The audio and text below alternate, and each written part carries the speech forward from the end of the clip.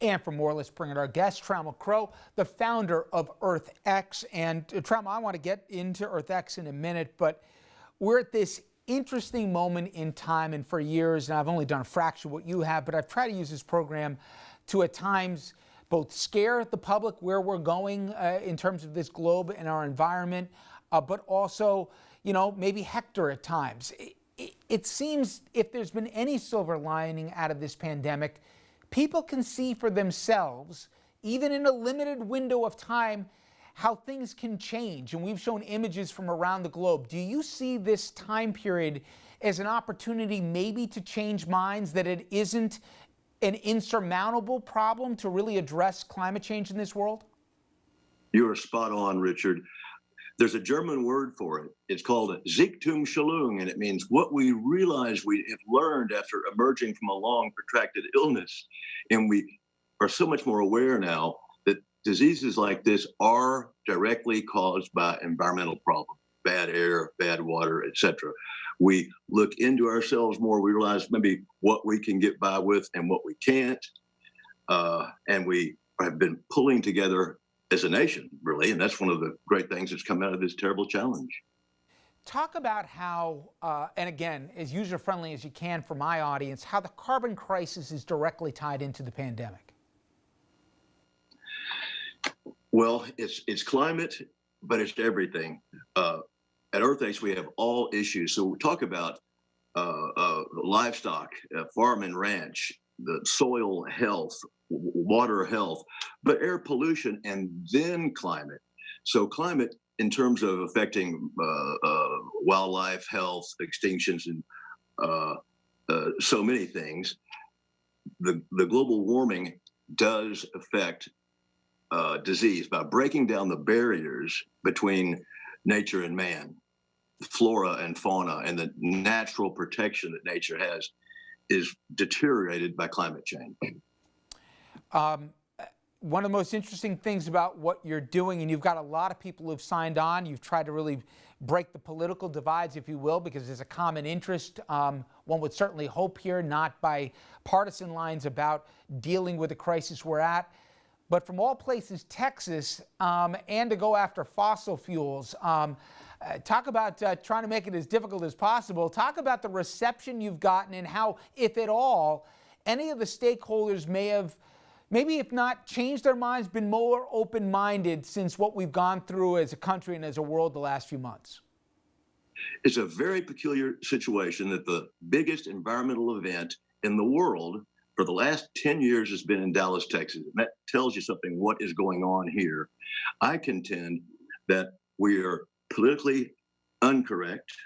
We are bipartisan. We have many, many different views. We add all the environmental issues together, not just climate. Let's remember that, because that's what takes us apart.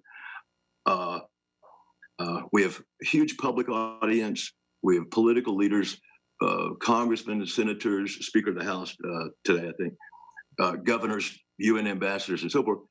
And I think it's because they can speak freely away from Washington, D.C. They can't. They can speak freely, whereas perhaps on some East Coast and West Coast capitals, they don't want to. You know, it's very one-sided. So this niche that we filled is a crying need for the environment. It has to be a business and an environmental activist solution together.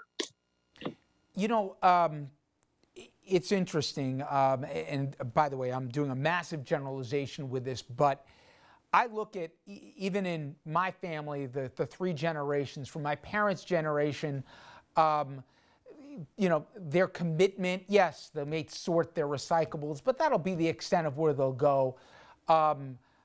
I'll maybe be more committed to it, but I'm not driving an electric car. And then I look at, I got 3 teenagers, and the heat that I get if, you know, if I'm driving a gas guzzler, or how they'll make their decisions with climate in mind, while that may be hopeful, does it miss the window of time and the emergency that you've got to get really my generation to drive this much more than we currently are at? We can't wait for the coming generation to take the mantle here. Both points of view, because those millennials and those Generation Xers are already climbing up, marching up behind us. But you're correct totally, especially in the sense that we're late in taking care of these problems in the first place. We should have been doing not just climate, but cleanup and recycle and energy efficiency and things that make money, by the way, for the last, 20 years, you could say, 50 years. I think that there is a mistake. There's a resignation from a lot of people that, what can we do? And maybe, as we said off at the beginning of this conversation, it's been mitigated somewhat by looking at, all of a sudden, you look at the lagoons in Venice and you can see water or blue. You look at, areas where you couldn't see through the smog, and all of a sudden, you can have visibility now. There's tangible things for the world to see. To that end, though, all presidencies are not the same. All administrations have not been the same. It cannot be exaggerated. This particular administration, all the guardrails they've taken down, how they've neutered the EPA, even in the course of the pandemic, it really can't be exaggerated, can it? In that just how bad they've been to this environment. I totally agree with you. Trump and the environment is terrible. For political reasons, maybe he just doesn't get some things like science. It's a perverse attitude that just because you can't be perfect, don't do it at all. America can remain the global leader and make money at the same time. But climate is a health issue, and air pollution and climate go hand in hand. So he really has been very irresponsible. And these rollbacks from the EPA and cutting the budgets across the board, NOAA, NASA, all government agencies in the green department, they're being whittled down. That has to change before the next presidential election. Well, we'll see. Finally, if you can, Trammell, tell everybody about EarthX 2020 and also how you're partnering with Nat Geo. Yeah. April 22, 1970 was the first Earth Day. I was in high school. I wasn't at it. It did kick off the environmental movement. It did create a strong legislation for 15 years. Then we got complacent. Politicians, businessmen, and consumers. Today, that complacency is solidified. The reminder of Earth Day 50th anniversary, just like COVID, is right in people's face. Environment is a major issue. Well, it is certainly, it's always timely, but I think right now where people's attention and also optimism potentially, you've got a captive audience, and I wish you the best of luck with it. Trammell Crow, thank you so much for the time. Thank you, Richard. Tune in.